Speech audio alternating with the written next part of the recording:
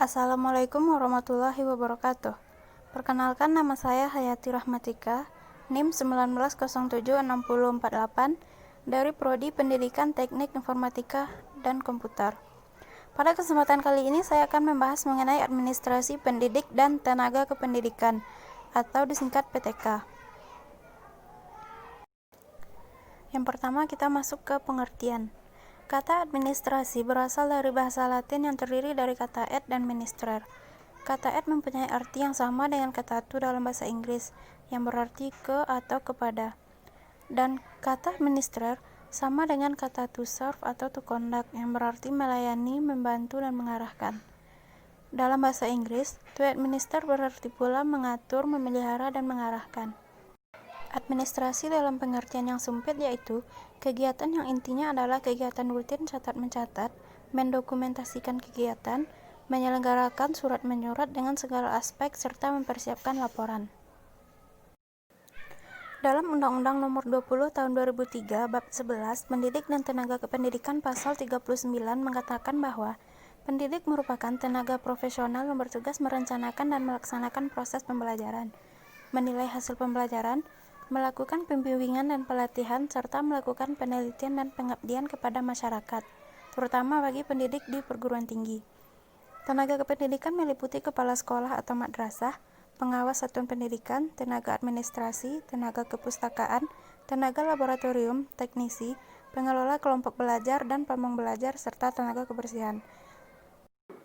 Berdasarkan uraian sebelumnya, dapat disimpulkan bahwa administrasi pendidik dan tenaga kependidikan adalah proses keseluruhan kegiatan pendidik yang meliputi perencanaan, pengorganisasian, pengarahan, pelaporan, pengkoordinasian, pengawasan, dan pembiayaan dengan menggunakan atau memanfaatkan fasilitas yang tersedia, baik personal, material, maupun spiritual untuk mencapai tujuan pendidikan secara efektif dan efisien.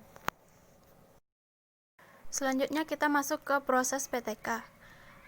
Yang pertama, perencanaan. Perencanaan terbagi 3, yaitu pengadaan, seleksi, dan penempatan. Pengadaan adalah suatu proses kegiatan mengusahakan calon pegawai yang tepat sesuai dengan persyaratan yang telah ada. Selanjutnya, seleksi. Seleksi terbagi 2, yang pertama seleksi administratif, yaitu seleksi yang dilaksanakan berupa pemeriksaan terhadap kelengkapan beserta lampiran. Apabila terdapat kekurang lengkapan dalam hal administratif, maka peserta tersebut akan gagal. Selanjutnya, seleksi melalui ujian atau tes.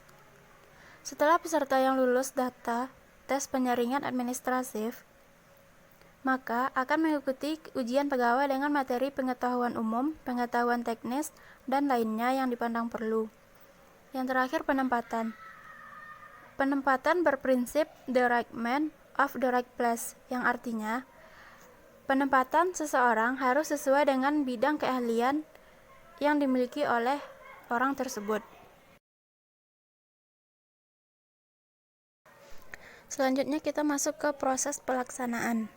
Proses pelaksanaan terbagi 3. Yang pertama, orientasi. Orientasi merupakan upaya memperkenalkan seorang tenaga kependidikan yang baru terhadap situasi dan kondisi pekerjaan atau jabatan.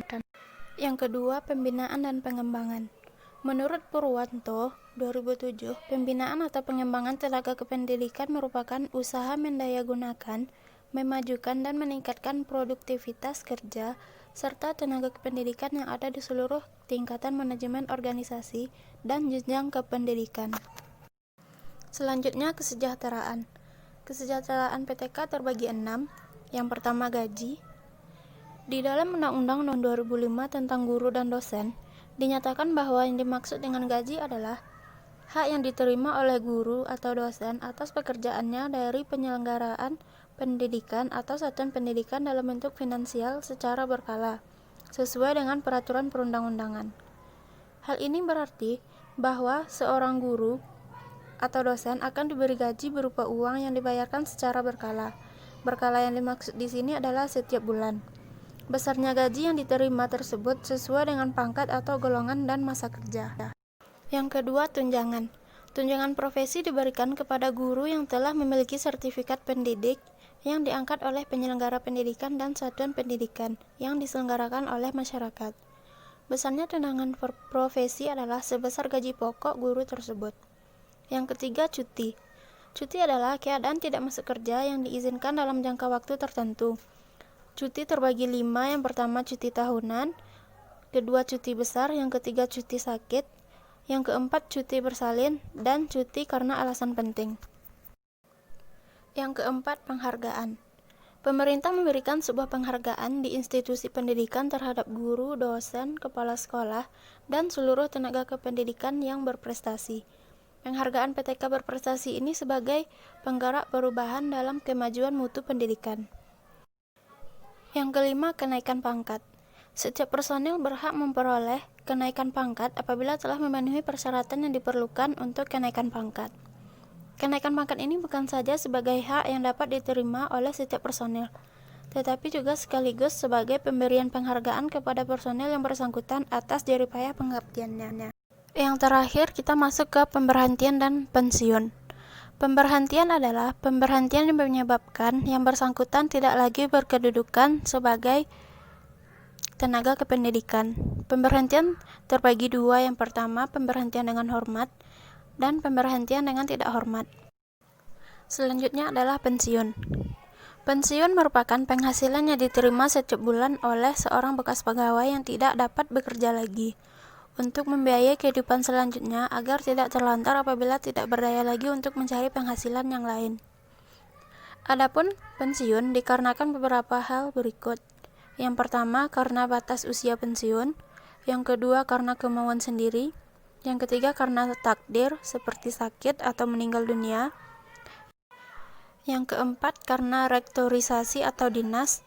Dan yang terakhir, karena diberhentikan dengan tidak hormat karena adanya kasus. Sekian yang dapat saya sampaikan, terlebih terkurang saya mohon maaf. Wassalamualaikum warahmatullahi wabarakatuh.